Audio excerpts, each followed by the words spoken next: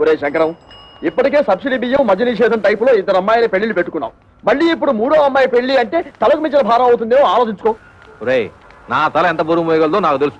ముందు దానికి ఒక మొగుడు చూడు. అది ఉగ్రవాది లాంటిది. తొందరగా వదిలించుకోకపోతే ఇంటిని అల్లకల్లోలం చేస్తుంది.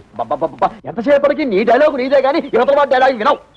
ఊవను ఇగో ఆటో ఆగు ఆగు ఆగు ఆగు ఆగు. ఒరే శంకరం, ఈసారి ఆ గొట్టం బ్రోకర్ గారి దగ్గరికి మాత్రం వద్దు. మన తిప్పలు మనం పడదాం. కూర్చో. నువ్వు పోయివయ్యా. ఎక్కడ ఆపావు నేను చెబుతా. పోయి. మళ్ళీ నీకు ఏదో రోగం వచ్చినట్టుంది. ఆగుతుంది. ఇంకేముంది? అయింది. ఆగింది. ఓరి నీ మొహం పేలిపోను. శుభవాని పెళ్లి పని మీద పెడుతుంటే దారి పొరవరా ఈ స్టాపింగ్లు ఏమిటి? యాక్సిడెంట్ అయిన గడ్డిలారి ఫేసు నువ్వును. అదుకేమిటి?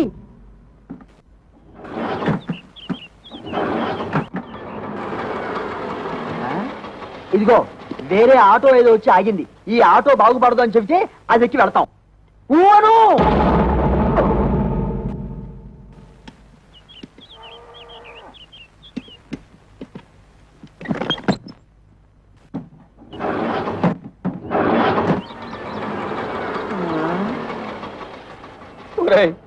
ఇంకో ఆటో వచ్చి ఆగింది.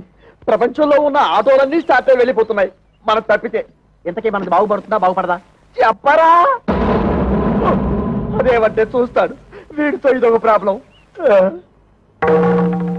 వాడి మూడో కూతురు ఇచ్చిన షాక్ నుంచి తేరుకున్నట్టు లేదు. చూసి చూసి ఎవరికో అంటగడతాడు. నాకు తెలుసు.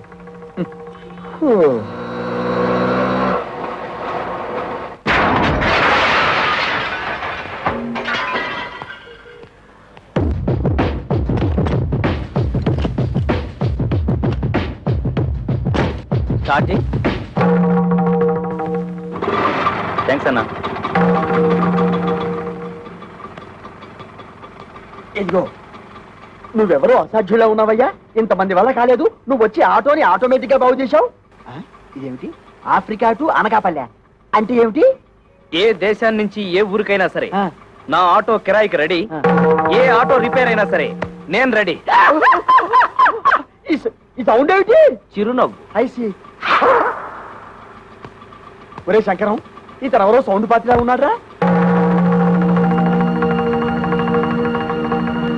చెప్పినా సరే నేను ఆ పెళ్లి కొడుకుని ఇంటర్వ్యూ చేయండి. ఈ పెళ్లి ఒప్పుకోను. అతన్ని డైరెక్ట్ గా చూసిన తర్వాతే చేసుకుంటాను. ఇక్కడ ఏమైనా ఉద్యోగం ఇస్తున్నావా అతను ఇంటర్వ్యూ చేయడానికి? అది ఉద్యోగం అయినా పర్వాలేదు. ఆ మనిషి నచ్చకపోతే ఇంకో మనిషిని పెట్టుకోవచ్చు. కానీ ఇది జీవితానికి సంబంధించిన సమస్య. ఒక్కసారి మెడ వంచి తాళి కట్టించుకుంటే జీవితాంతో అతనితోనే కాపురం చేయాలి. అయితే ఇప్పుడు ఏమంటావు? ఆ కుర్రాడితో నువ్వు మాట్లాడాలి.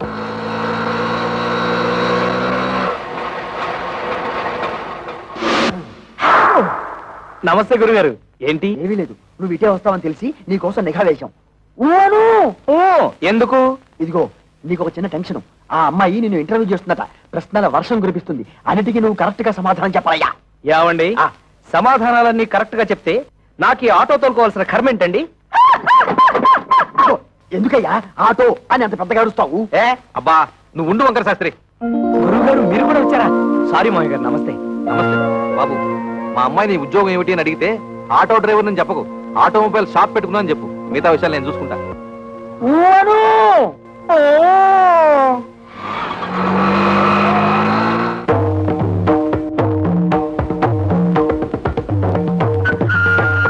నమస్కారం అండి.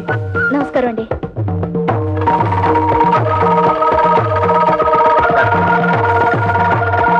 కూర్చోండి. Thank you. Thank you. అన్ని తాళాలున్నాయి. ఏం చేస్తున్నారు? ఆటోమొబైల్ షాప్ అండి. మీకు సంపాదన ఏమాత్రం ఉంటుంది? సడన్ గా నీ సంపాదన ఏంటి అంటే ఏం చెప్తా? ఆటో రన్నింగ్ ని బట్టి ఉంటుంది. ఫినిష్ అయిపోయాం. ఆటో రన్నింగ్ ని బట్టా? అదేనండి. ఆటోలు రన్నింగ్ అయితేనే కదా పాడయ్యేది. ఆటోలు పాడైతేనే కదా స్పేర్ పార్ట్స్ ఆటోమొబైల్ షాప్ కి వచ్చేది. అమ్మయ్యా. ఆడవాళ్ళ గురించి మీ అభిప్రాయం ఏంటి? ఆలయాన వెలసిన ఆ దేవత రీతి ఇల్లాలే ఈ జగతికి జీవన జ్యోతి. పాటల్లో వద్దు, మాటల్లో చెప్పండి. మగాడు పైకొచ్చిన ఆడదాని వల్లే, కింద పడ్డ ఆడదాని వల్లే, ప్రభుత్వాలు నిలబడిన ఆడదాని వల్లే, కూలిపోయిన ఆడదాని వల్లే.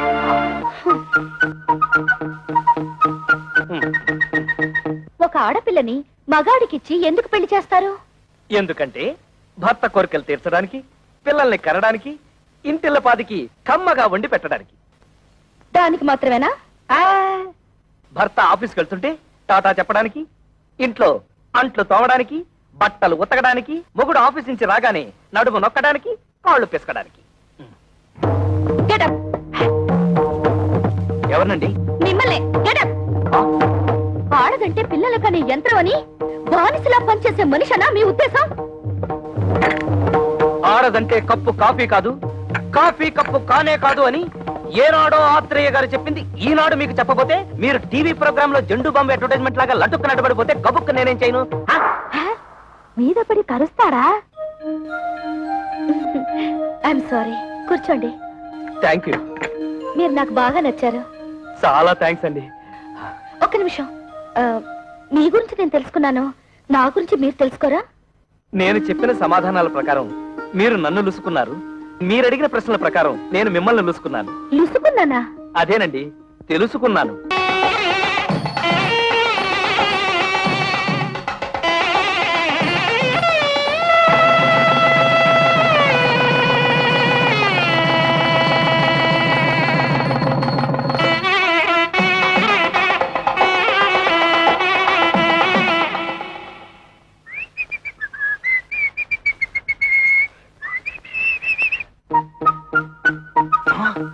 అవును, వంకర శాస్త్రి గారు ఖర్చు కట్టుకోకూడదన్నాడుగా.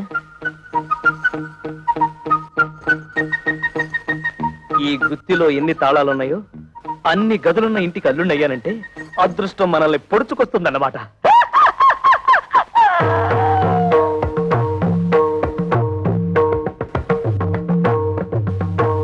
ఇవన్నీ నా భార్యామణి కవితాదేవి గారు, చిచి కవిత కవిత సంపాదించిన షీల్డ్స్ అన్నమాట. అవును. ఆ కప్పులన్నీ నావే. అంటే నువ్వు పీటీ ఉషాలాగా పరుగులు పెడతావన్నమాట. బిఏ లిటరేచర్ చదివే రోజుల్లో నేను తెగ పరుగులు పెట్టేవాడిని. అవి రన్నింగ్ లో వచ్చినవి కావు, కరాటీలో గెలుచుకున్నవి. అంటే నీతో ఎవరన్నా పెట్టుకుంటే తప్పైపోతే ఆ వెర్రి చూపులేంటండి? వెర్రి చూపులు కాదు, మన ఇంటర్వ్యూలో ఈ పాయింట్ ఎలా మిస్ అయ్యానా అని తెగ ఆశ్చర్యచకితుడైపోతున్నాను. అంత తెలుగొద్దు. నిజంగా నేను చాలా అదృష్టవంతురాలండి. మా అక్కలిద్దరికి క్లాస్ 4 గాళ్ళనిచ్చి కట్టబెట్టారు. నేను మాత్రం మొండికి అయిపోతే మీరు నాకు దొరికేవారు కాదు. చదువుంది, బిజినెస్ ఉంది, వీటన్నిటిని మించి అవుట్ స్పోకెన్ నిస్తత్వం. ఓహో, మీరు తెలుగు లిటరేచర్ కదూ.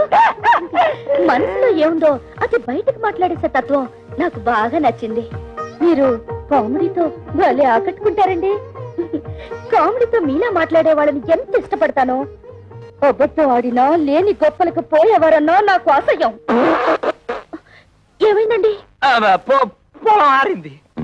ఎప్పటికైనా నిజం బయట పెట్టేయడం మంచిదేమో. నిజం బయట పెడితే ఫస్ట్ నైట్ లాస్ట్ నైట్ అయిపోతుంది. పైగా నా ప్రాణానికి కరాటే ఒకటి. ఏమిటండి ఆలోచిస్తున్నారు? ఇవాళ మన ఫస్ట్ నైట్ కదా, నీకు పాలు తాగించి ఆ తర్వాత నేను తాగాలా, లేకపోతే నేను తాగి ఆ తర్వాత నీకు పాలు తాగించాలని ఆలోచిస్తున్నాను. తాగు.